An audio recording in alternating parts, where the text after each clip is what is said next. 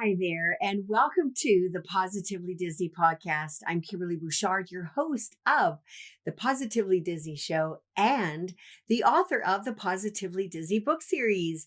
Thank you for joining me tonight, stopping by, and I hope that you enjoy this man as much as I have enjoyed speaking with him already. Tom Nabbe is going to be our guest in just a short little while, and he has got an incredible story. Probably need him on 10 shows to get his complete story. But at any rate, I want to thank my sponsor, Michelle McKeown, over at Years of Experience, where she will put together an amazing vacation with you. You will have texting privileges with her while you're on vacation, wherever it is in the world that you may be. As well, if you want to have a special event at Disney or a wedding, you can reach out to her all about that too. So you can reach her at MMCKEOWN at themouseexperts.com. Like anybody that is participating live tonight, I will do my best to ask a question if you do have one, as you know how it works usually when I have guests on the show. I want to share with you a little bit about what happened on this date, April 9th, in the Disney universe. Did you know that in 2005, that Space Mountain was launched in Disneyland Paris? And actually, that is the favorite Space Mountain roller coaster of my kids. They actually told me, because I didn't go on that one. I've been on the one at Walt Disney World and Disneyland, but I wouldn't go on that one. And they said that it actually has 2 loops in it. And one thing that I just learned tonight, that they actually stopped a little bit before they had to stop. The ride stopped, and they had to be sort of pushed into their launch area. So I just found that out tonight. That was several years ago. I also want to share with you that it was actually 56 weeks ago tonight. Jeff Wrights, the world record holder for consecutive Disneyland visits, finished at 2,995. That was 56 weeks ago tonight because of course, the pandemic. But I had the good fortune to spend a little bit of time with him on his 2,790th visit. And it was actually in 2012 that he went through the turnstiles with his friend for the 100th time today. So that's kind of, I thought, very interesting that there was, 2,895 days apart from his first, from the 100th one to today's, in the big scheme of things, 56 weeks ago. I don't know about you guys, but I have wanted to go back in time just for a day on certain occasions so that I could actually meet Walt Disney, or I could go to the opening of Disneyland. Wouldn't that be cool? I don't know if you guys have ever thought about that, going back in time. Well, you know what? In 2003, it was April 9th, 2003, that Mark Davis, one of the 9 old men that actually was part of Peter Pan. He drew Tinkerbell and got to know Margaret Carey very well because he was the one that was drawing her and filming her positions for the Peter Pan film. But anyways, he was giving a special talk all about Frank Thomas and Ollie Johnson today, April 9th in 2003. And I would have loved to have been in that audience for that lecture, to be in the presence of 3 of the 9 old men. Wouldn't that have been cool? Just want to say hi to the Facebook folks out there, and hi out there to my YouTube followers. Hi, Francisco. It's good to see you. And nice that you could join us all the way from Colombia. So those are kind of things that I was thinking about today in this sort of historical day, which actually there was a lot going on. Another thing that I was very fortunate to do, I don't know, one of my trips to California, was to visit the El Capitan Theater in Los Angeles. And it's a beautiful structure inside. I could only peek my head in, but I did go to pick up some Disney treats to bring back home to my family. But at any rate, it's very ornate, very old style theater where they have many of the premieres. And it was this day, April 9th in 2002, that Los Angeles deemed the El Capitan Theater, of course owned by Disney, as a historical landmark. So you don't have to worry about anything happening to it, except for, I guess, natural disasters, but you don't have to worry about it going away. And it's right beside the high school that John Ritter attended. I can't remember the name of it. Hollywood High School, maybe? I'm not sure, but I saw his big picture on the mural of the wall of the school. And so I just thought I'd share with you a little bit about that history. We're going to get Tom on the phone right away here because I've got a lot of questions for him and some questions that I don't think he's been asked before. So I'm looking forward to getting him on the line here. And he is, I think, the last person to be hired by Walt Disney himself that is around. So, hi, Tom. How you doing? I'm good. How are you doing this evening? I'm doing fine. Great. Can you hear me all right? Can you hear me okay, Tom? Yes. Okay, perfect. Thank you so much for being on the show tonight. It's really exciting to have you on, and I've got a lot. We have a lot to chat about, so I thought we better get into this. But for the audience out there, Tom is an incredible guy, first of all, but he knew what he wanted to do at a very, very young age. Now, Tom, you told Santa when you're about 5 years old, I think, that he could have his candy canes because you wanted to make sure that, I think that maybe Santa to have a part in having you work for Walt Disney. And can you tell us, how did you come up with that? I mean, that's a very interesting thing to ask Santa for. Well, Kim, that's 2020 hindsight. Oh, that photo's been around, and a lot of people sort of said, what did you ask, Santa for? And I basically told them that I, asked Santa for a job at Disneyland, but that was just a filler because of the photo. Okay. Because I thought, wow, that's incredible. But funnily enough, it was not that long after that you actually worked at Disney, right? Well, about 5 years later. Yeah. I'm around five years old when I'm sitting there talking with Santa, and I didn't go to work as Tom Sawyer until I was 13.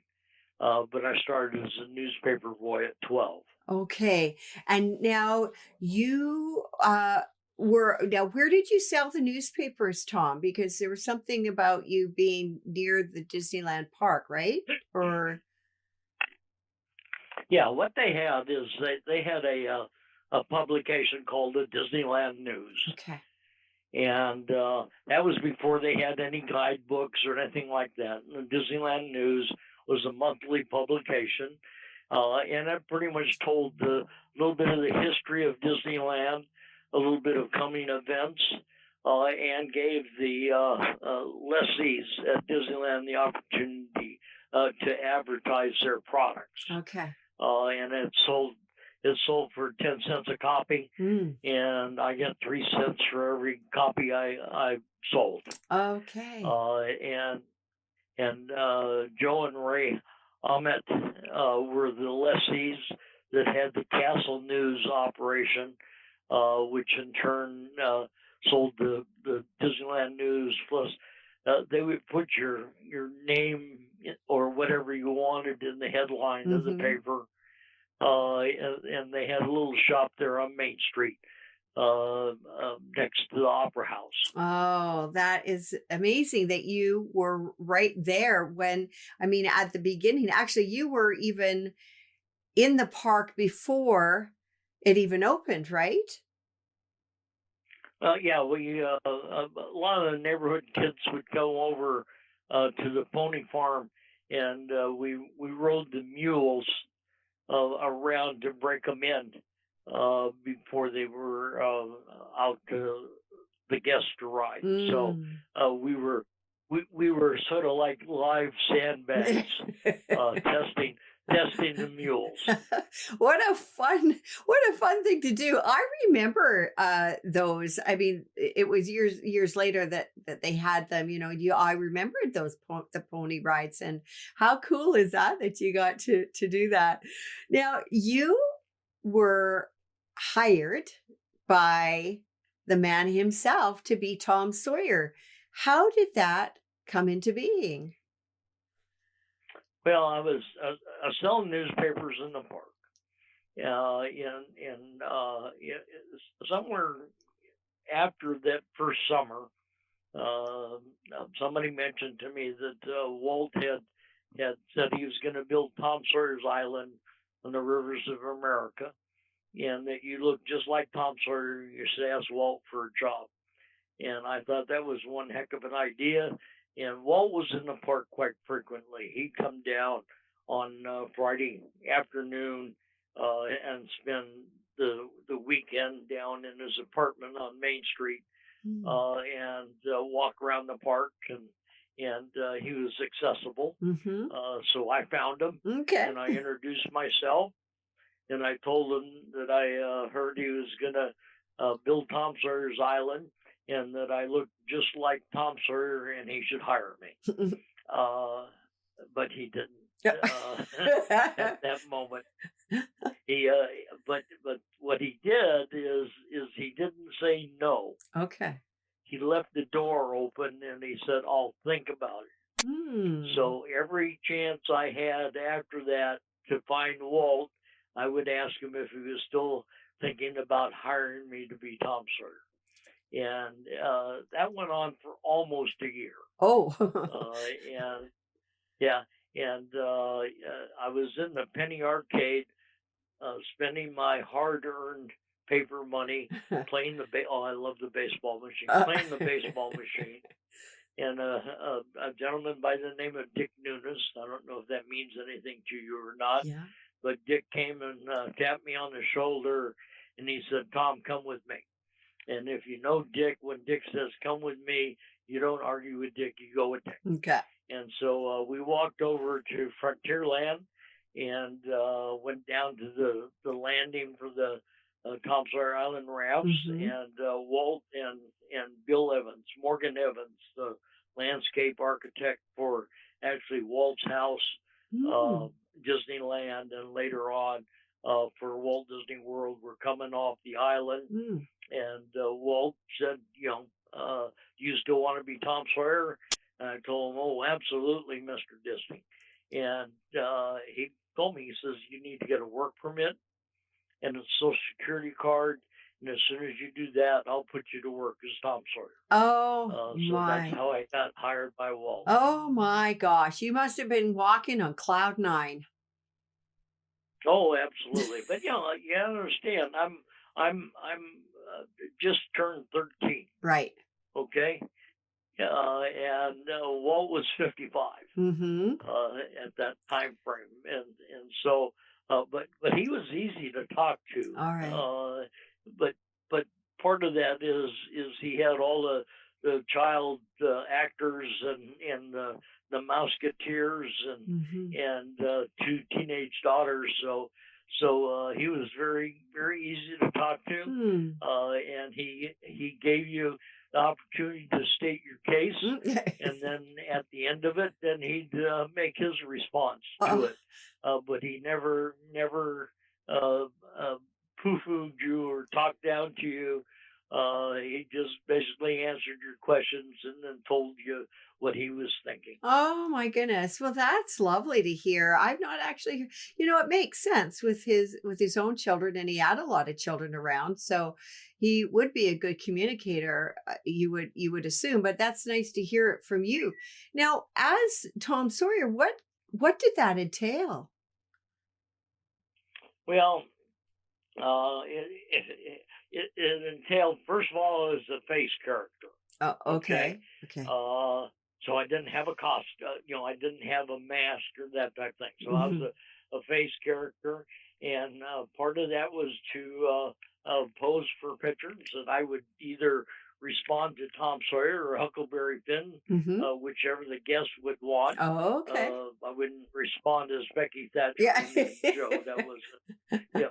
Uh, and we had stocked the rivers of America with bluegill Mm. and catfish and sun perch, and had fenced off an area and what we called the fishing docks, which was just opposite the Mark Twain Landing. Hmm. Had 25 fishing poles on each of the fishing docks, and so I maintained the poles, Hmm. put out the bait, and the bait were worms Mm. in coffee cans with potting soil in it. Hmm. And if the guests wanted me to bait their hooks, I would do that. So I would pose for pictures. I would take care of the fishing poles and untangle and repair, and bait bait the hooks. When we originally opened, Hmm. it was I had it was a catch and clean program, and Oh, I had an okay. area where I could clean the fish. Oh, wow. I didn't scale them, but I cleaned them and put them in a plastic bag. Oh. But that only lasted a couple months, Oh. and the reason being is old dead fish started showing up in basically July in Ah. Anaheim uh, at Disneyland, and in 90-degree weather. Uh, Ah. so the so the decision was to debarb the hooks, and we went into a catch and release program. Oh, Uh, okay. yeah, S- such a deal. So, So I didn't have to clean a lot of fish anymore. so you could actually go to visit Disneyland for the day as a guest and go home with your dinner that night in the form of a fresh fish. I don't think a whole lot of people did. By the time they Oh. got home, I don't. I don't think it was I don't think it was a fresh Oh, fish. yeah, okay. Oh my Yeah, gosh. yeah. But when they left the island, they did leave with a cleaned fish in a plastic bag. Oh my gosh. I can't imagine them doing anything like that today. Oh my, well, I don't know. Maybe they pack it in dry ice for you, but still, I mean, it's not like it's that deep in there, right? I mean, I've seen it Oh drained. no, Yeah, yeah, fairly shallow, right. right there.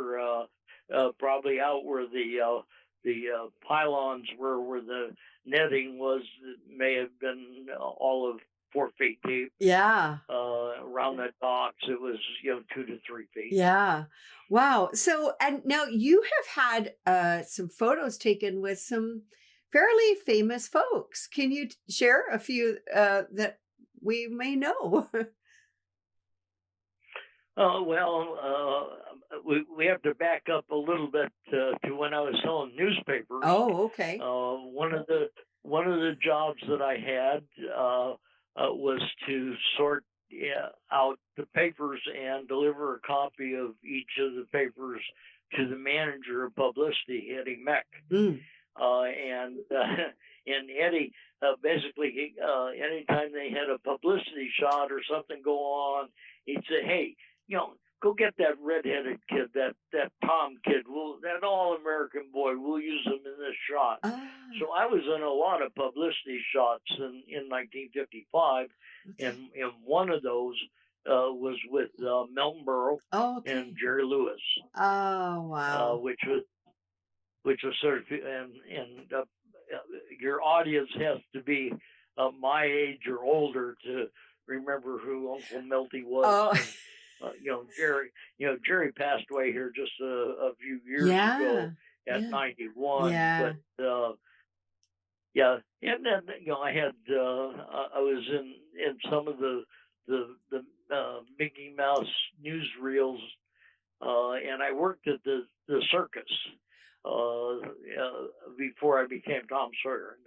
The Disneyland Mickey Mouse Club Circus Ah, that was in the winter of 1955 okay. in the area where they pretty much built the Matterhorn and Small World later on. Mm. But right in that area there was a circus, Oh, for goodness and I sakes. worked in the wardrobe, and I would help the Mouseketeers' mothers get dressed in their costumes because they were in the finale for both the daytime and evening performances. Ah, And I remember Bobby Burgess's mother was either Chip or Dale, and Annette Funicello's mother was Flower, the skunk out of Bambi. oh, for goodness sakes. Isn't that's kind of neat to have had the parents involved? I mean, that's the first time I've heard that that the Musketeers parents were involved in Oh yeah, a well program.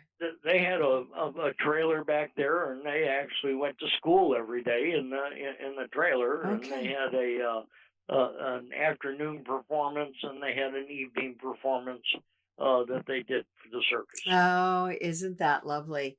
My goodness. Now, I mean, Tom Sawyer, you were in that role for about what, 4 or 5 A lot, years? How long were you in that role yeah, for? a lifetime. Oh, I mean, okay, but yeah, absolutely for your whole Yeah, life. But I mean, yeah, he's yeah. All through my junior and high school years. okay.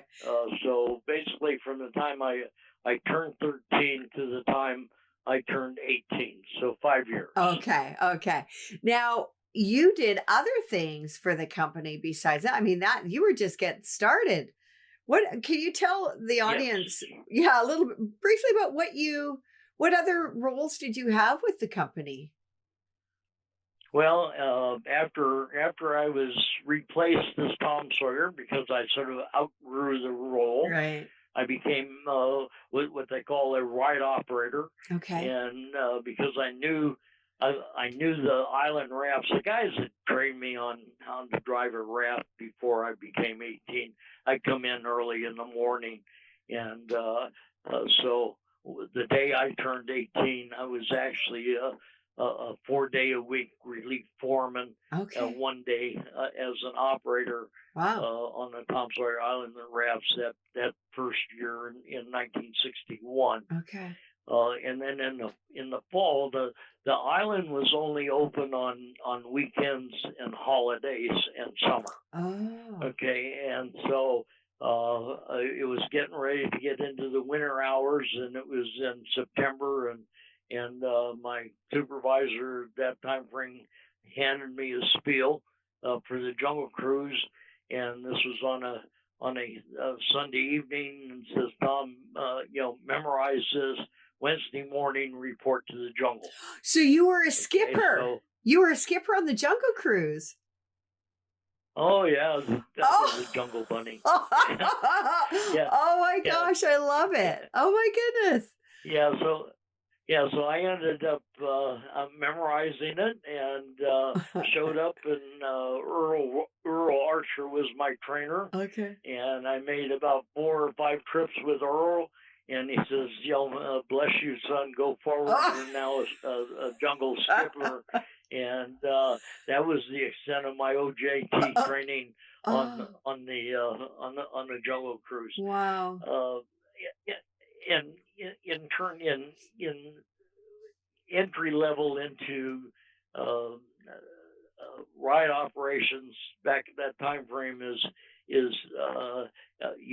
you worked an 8-hour shift on Wednesdays, Okay. and you worked an 8-hour shift on Saturday and Sundays, and you weren't scheduled Actually, it was a 4-hour shift on Wednesday and 8 hours on the weekend, which gave you a total of 20 hours, which made you qualified as a permanent employee. Okay. And so what I would do is on Thursdays, I would come in early in the morning and wait for people to call in sick. Oh. And in turn, I ended up picking up a lot of shifts that way, or they in turn would train me on an attraction. So the next time that they had a call in, I was eligible to work that attraction. So I learned a whole lot of attractions that way. Wow. So I'd come in on Thursdays and on Fridays and sit until about 10 o'clock. And if I didn't get called, then I'd go jump in my my Woody and go to the beach and surf. Oh, for goodness sake. Boy, you were such a California boy, weren't you? True and true. Hell yeah. Yeah, such a deal. Oh my goodness. Now, I mean, you retired from the company. I don't remember the exact year. It wasn't, I mean, it was, when was it? 2000 and something? Was that when you retired from the company? Yeah, I remember it vividly. Okay. It was 2000.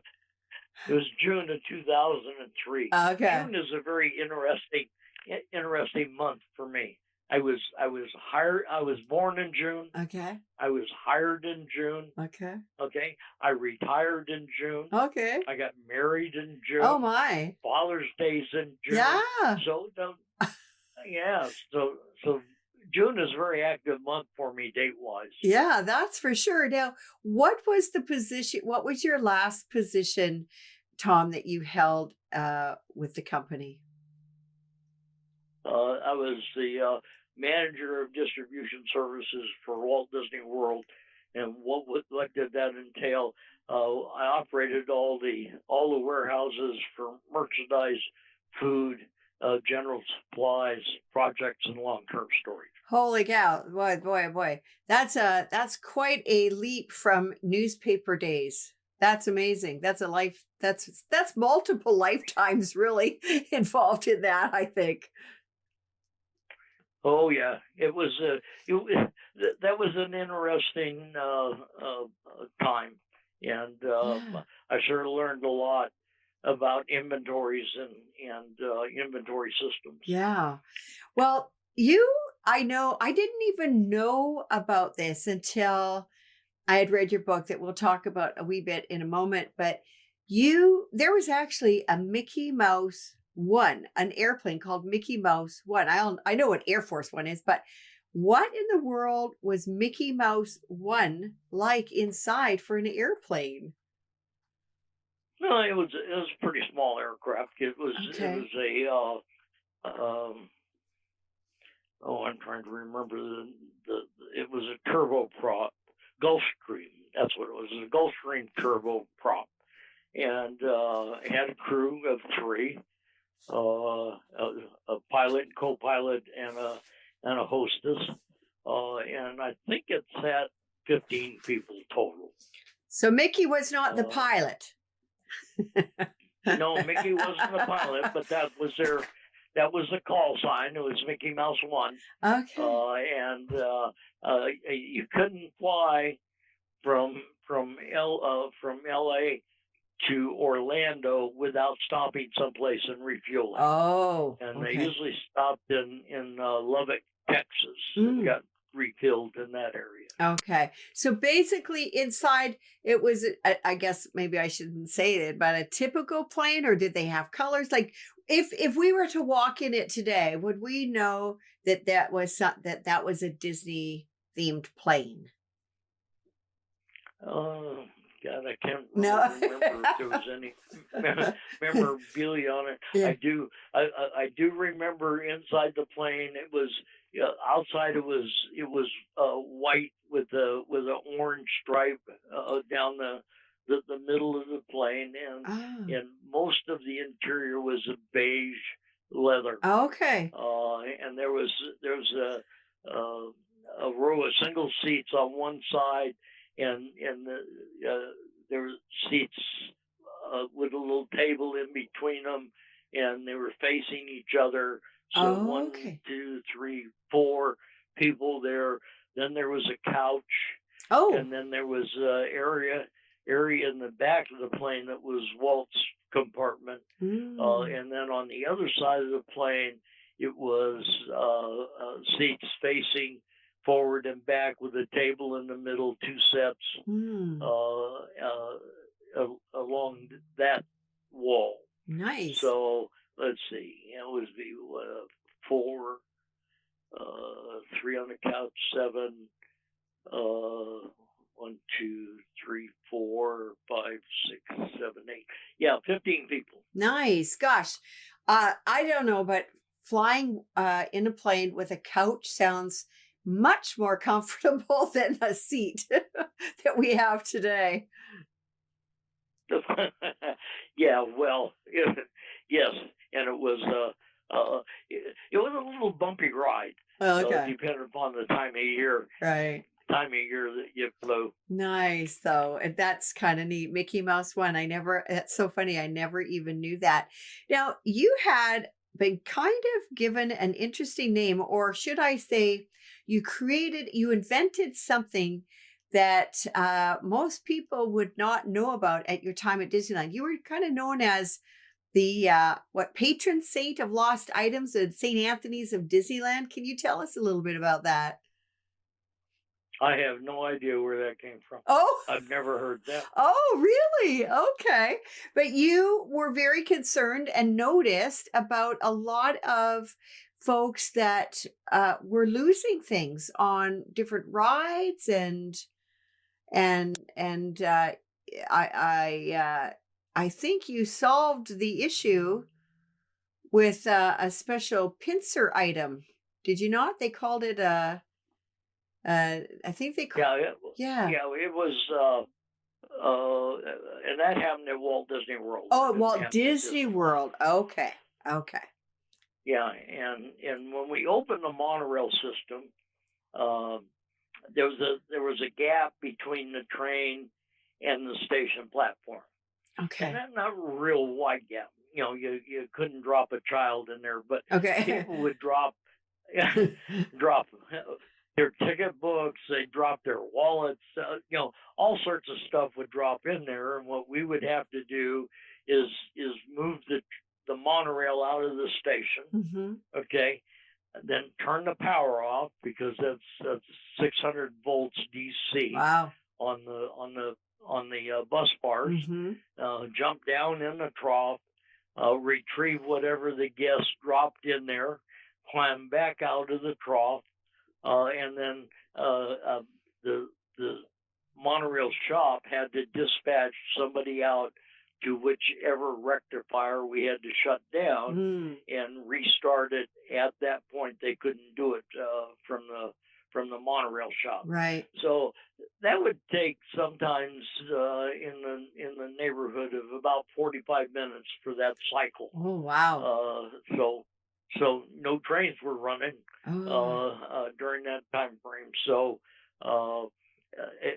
if you've seen the people in the park walking around with the little pinchers to pick up trash, okay. So I went to the manager custodian, at that time, who was Roy Young, and I asked Roy if I could have 12 of those, and so he gave me a dozen.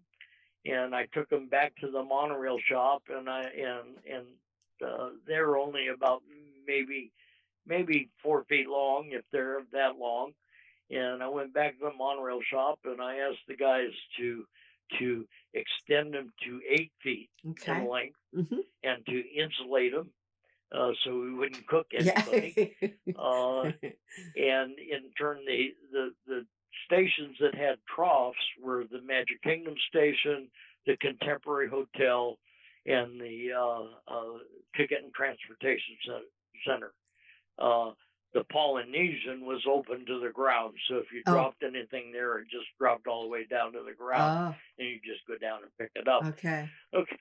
Okay, so I put 2 of those in each of the stations, and I had 6 backups on it, and they sort of got tagged as they didn't know what to call it. So one of the guys his name was Randy Buss, said, "Go get a Nabbe grabber." Oh, oh, So so in turn, that's where it got named as a Nabbe grabber. okay. And then as people left the monorail and went out in the park, nobody really knew what those little picker-uppers were called.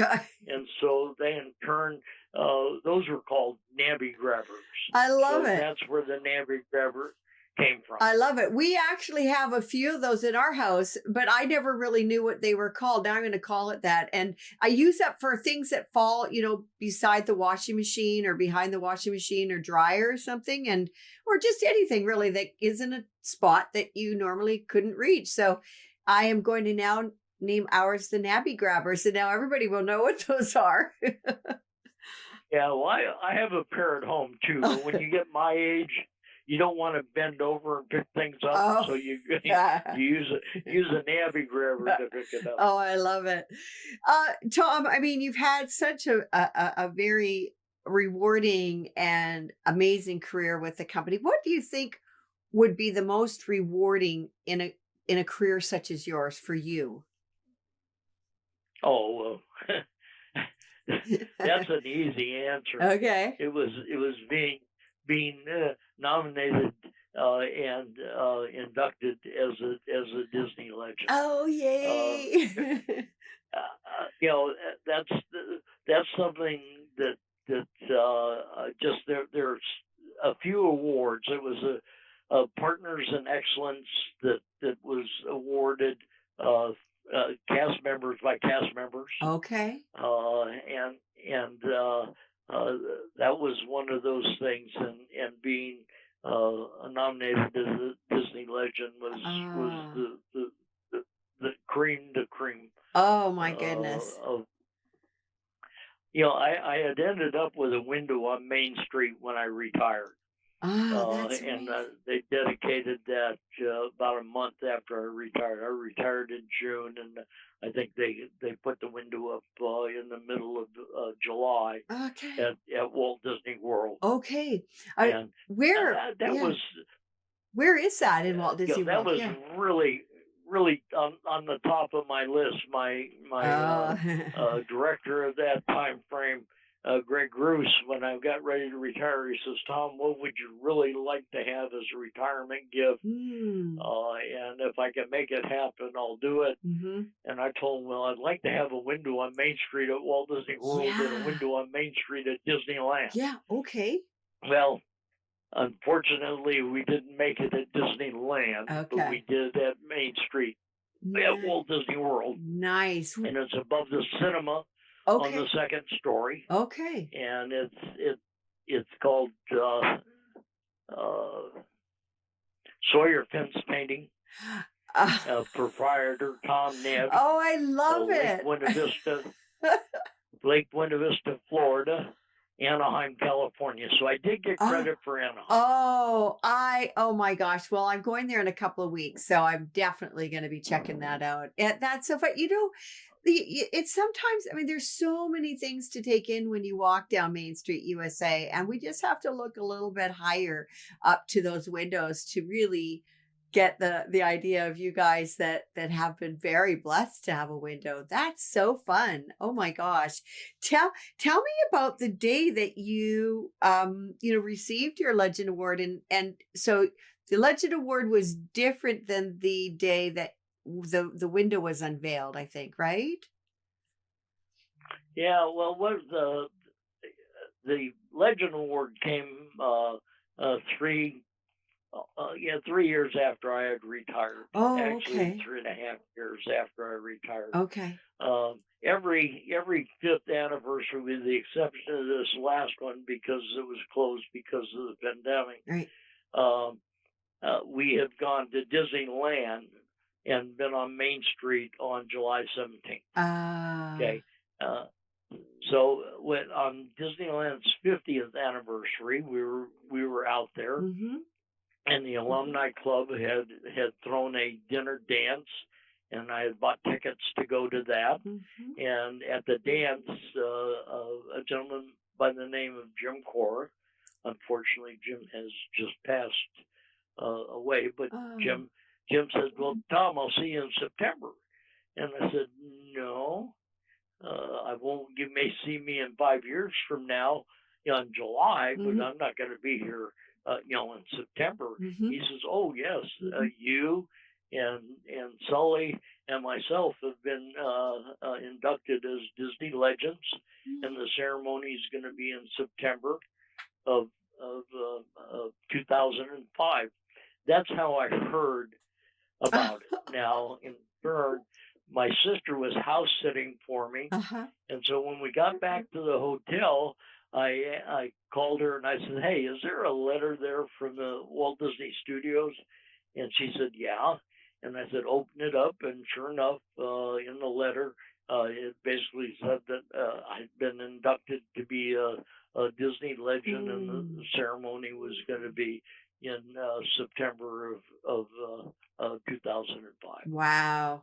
Wow. That is such an honor, isn't it? Truly. Wow. That is amazing. I love that. I love I mean you deserve Well, that 100%. yeah, Kim, the one nice thing about it being a living legend Mm. has a lot of bending. You know, uh, a lot of them have passed on, Right? so it's yeah. It's nice to I'm also a, a member of the Club 55, and I think there's only 5 or 6 of us left in that club. That Okay. was the opening crew for Disneyland. Oh, wow. Okay, I was starting to think Club 55, what would that have been? Because I know about Club 33 and I'm thinking, okay, Club 55, of course, makes sense. The opening, you guys that opened Disneyland. Wow. You have had so many experiences in your career, in life. Do you have any life experiences or not experiences, but life advice that you could share with us, because you've done so much, you've seen a lot, and what kind of life advice or pearls would you be able to share with us? Well, I think one of those, and I think it's a Walt quote, and it says that, if you can dream it, you can do it. In turn, I think that's a lot of people need to focus on that, and to in turn try. I was very volatile in my career, so I was willing to do and try different things, Mm-hmm. and I think that's why I lasted 47 years. Okay. In turn, the golden rule applies. You need to treat people like you'd like to be treated. Mm. It's and if you as an employer, Mm-hmm. if you take care of your employees, your Mm-hmm. employees will take care of your clients Mm. or your guests. Mm-hmm. Oh, that is really lovely. And you took the opportunity. I mean, you were a California boy that decided that you would give Walt Disney World, give Florida a whirl.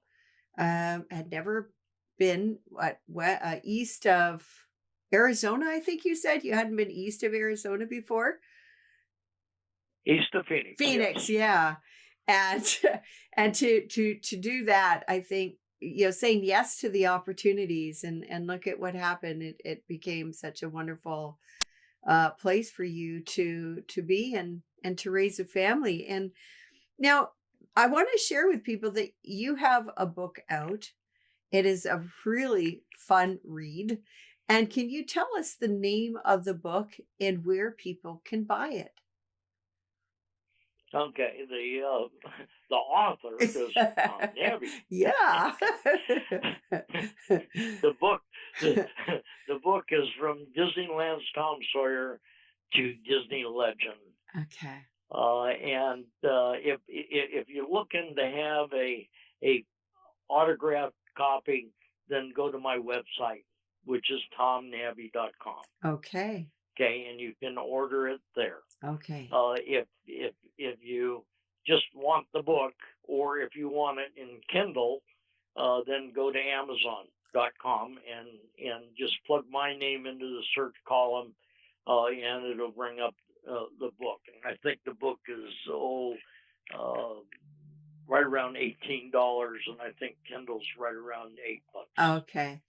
Well, Tom, it has been absolutely lovely having you on the show this evening. And I know that it's always later for you guys out east. And I feel so bad sometimes because I'm thinking, I don't know, Friday evening after 9 o'clock, I'm pretty zonked, but I sure appreciate you coming on the show tonight and sharing a little bit about your life. You're absolutely, I think you're just absolutely amazing. And I just want to thank you so much again.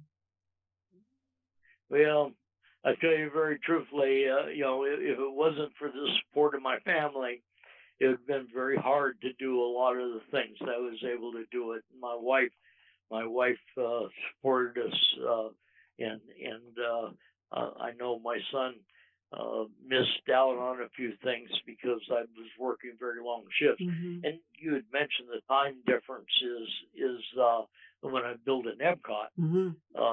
My day would start early, 6, 7 o'clock in the morning, but in turn, I wouldn't wrap up until 9, 10 o'clock at night because all the people I was dealing with was on the West Coast. So, I'd end up getting telephone calls at 8 in the evening, right, constantly along that line. I know you're in Seattle. Yeah. Yeah, and I have family up in that area. My mother, I think I mentioned to you, is interned in Puyallup. Yes. Yeah, and I have some cousins up in that area. The last name is Dickinson and Jensen. Gosh. But and I lived a little bit of my life around the 5-6 year old range in Puyallup. Oh, for goodness sakes. Well, when you share that with me, it just makes me think of it's a small world, isn't it? It really is. It's a small world. And I'll go to say it's a small world after all, since we're two Disney fans here. Oh gosh. Oh yeah. Yeah. Well, Tom, I look forward to chatting with you again for sure. I mean, we can go on forever. I mean, there's a lot of things that I never but for wrapping, we have to wrap the show, but I definitely would love to have you back on the show to continue our conversation. Okay, well, we'll just call this part 1. Okay. And we don't know of what. Okay. That sounds great. All right. Well, listen, you take care and have a really wonderful weekend. And again, thanks again for coming on the show. So you have a nice day. Thank you. Take care. Bye-bye. Yeah. Bye. So I hope you guys enjoyed the show. Gosh, he has got so many experiences from all sorts of areas in the Disney company. And I'll tell you, any of you guys out east or heading out to Walt Disney World, you've got to take a look above the cinema there for his window. And next time I'm out, which will be in a couple of weeks, I'll have to snap a photo for that, because I always look at the windows actually, because I do know a few people on the windows, and I think, isn't that the coolest thing? Like, wouldn't that be neat to have a contest of some sort, to have just maybe, I'd be happy with just like a little tiny section of a window or something. I don't need a whole window, just a little piece of something on there. Wouldn't that be fun? Anyways, guys, thanks again for dropping by. And I hope you guys have a really wonderful weekend and a great week ahead. Until we meet again, Be safe, take care, and God bless. Bye for now.